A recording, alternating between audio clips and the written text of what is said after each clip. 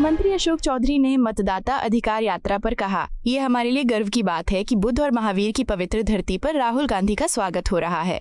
इस यात्रा की सफलता के पीछे मुख्यमंत्री नीतीश कुमार का योगदान सबसे अहम है। उन्होंने बिहार में सड़क निर्माण और बुनियादी ढांचे को नया आयाम दिया है।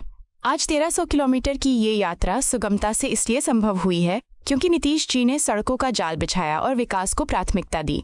ये यात्रा लोकतंत्र को मजबूत करने और जनता के अधिकारों की रक्षा की दिशा में ऐतिहासिक कदम है। भाजपा सांसद जगदम्बिका पाल ने बिहार में राहुल गांधी की वोट अधिकार यात्रा पर कहा, राहुल गांधी चाहे कितनी भी यात्राएं करें, देश की जनता उन्हें अच्छी तरह समझ चुकी है। जब ऑपरेशन सिंदूर हुआ और हमारे वीर जवान पाकिस्तान को करारा जवाब दे रहे थे, तब राहुल गांधी सेना के साथ खड़े होने के बजाय पाकिस्तान से जवाब मांग रहे थे। यही उनकी सोच और प्राथमिकता को दर्शाता है। अब जनता को ये साफ हो गया है कि उनकी यात्राएं केवल चुनावी हथकंडे हैं जिनका उद्देश्य जनता को गुमराह करना है कि राष्ट्रहित में कोई ठोस काम करना।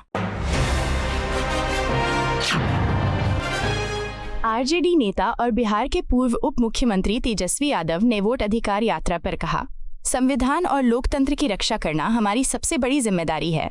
हर नागरिक को स्वतंत्र रूप से वोट देने का अधिकार है, लेकिन भाजपा संवैधानिक संस्थाओं का दुरुपयोग करके उस अधिकार को छीनने की कोशिश कर रही है।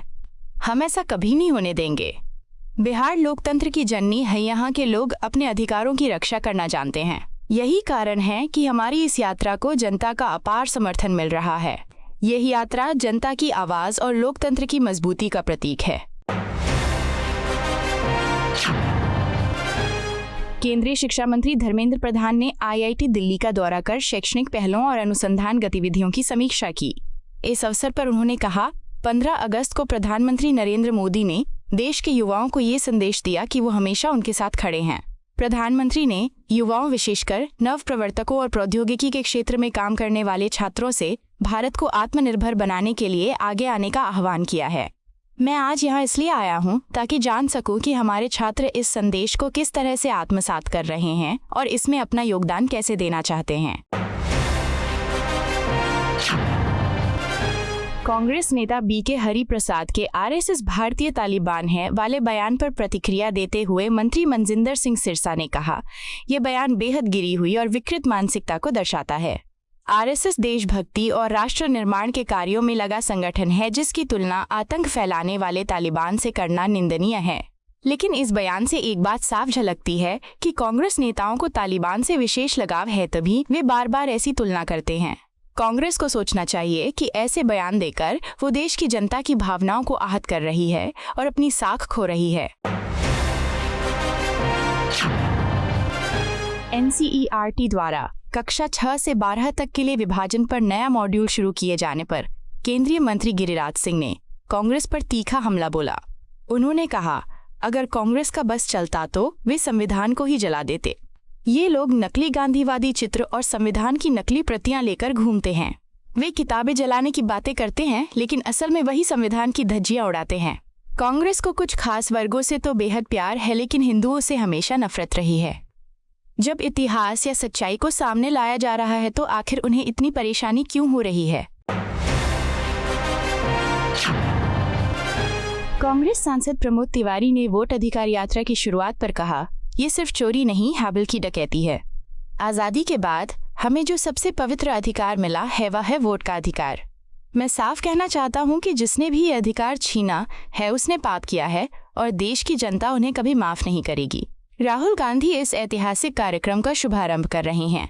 जन्माष्टमी के एक दिन बाद बिहार से ये यात्रा शुरू हो रही है, वही धरती जहां से अंग्रेजों के खिलाफ संघर्ष और सत्याग्रह आंदोलन की शुरुआत हुई थी। ये लोकतंत्र की रक्षा का संकल्प है।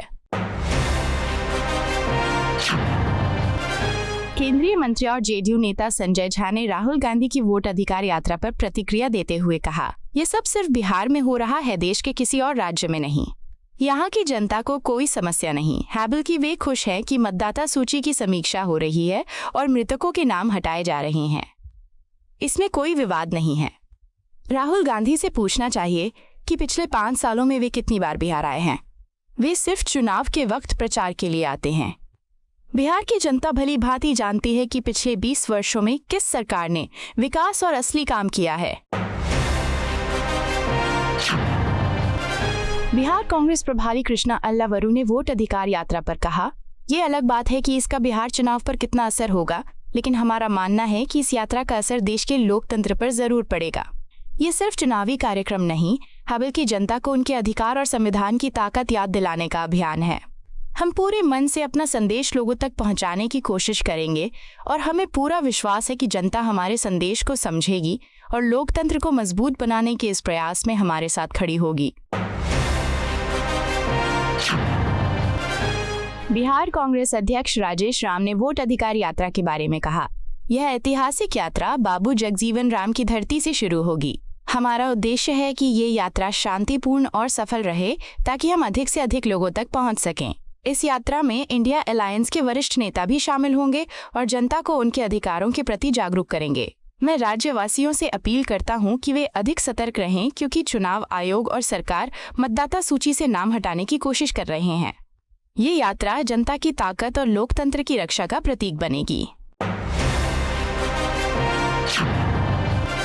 कांग्रेस कार्यकर्ता करुणा प्रसाद मिश्रा ने बताया कि उन्होंने बिहार में वोट अधिकार यात्रा से पहले लोकसभा में विपक्ष के नेता राहुल गांधी से उनके आवास पर मुलाकात की।